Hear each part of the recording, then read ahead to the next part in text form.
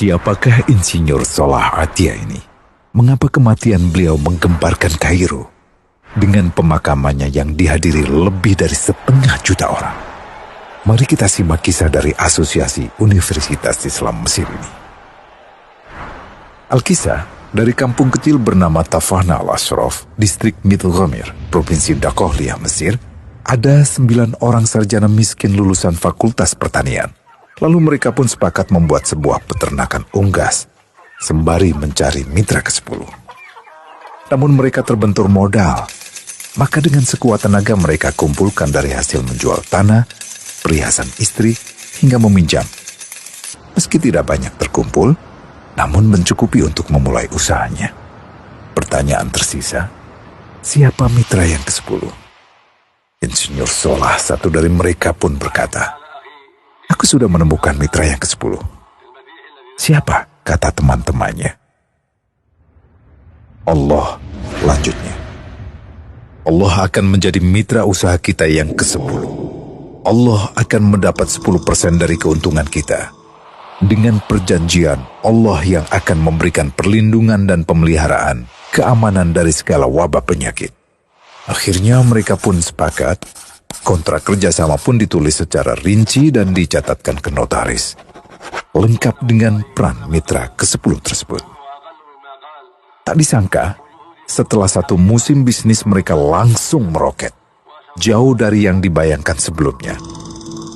Lalu mereka pun kembali bersepakat menambah jatah keuntungan mitra ke-10 menjadi 20% di musim kedua, dan begitu seterusnya hingga mencapai 50%. Lalu bagaimana keuntungan mitra ke-10 itu dialokasikan? Dimulai dengan membangun sekolah dasar Islam putra, lalu lanjut putri, kemudian sekolah menengah putra, kemudian putri. Tambah lagi madrasah aliyah putra, lalu putri.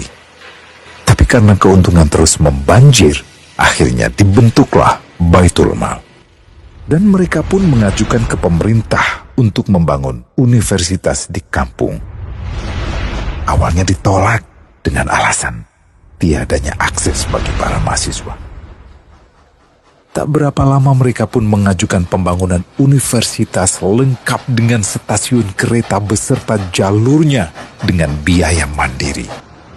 Akhirnya permintaan ini disetujui, dan pertama dalam sejarah Mesir berdirilah sebuah universitas di perkampungan kecil.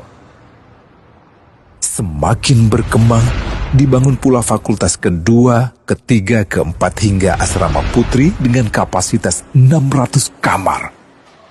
Lalu asrama putra dengan 1.000 kamar.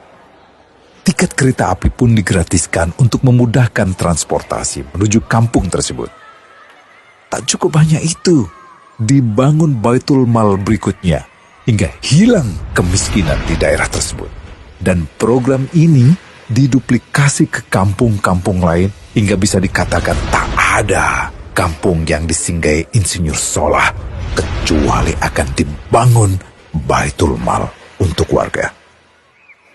Bantuan pun diberikan untuk fakir miskin dan para janda. Pemuda pengangguran pun dilatih untuk mengelola perkebunan sayur hingga mandiri, bahkan sampai bisa mengekspor ke negara tetangga.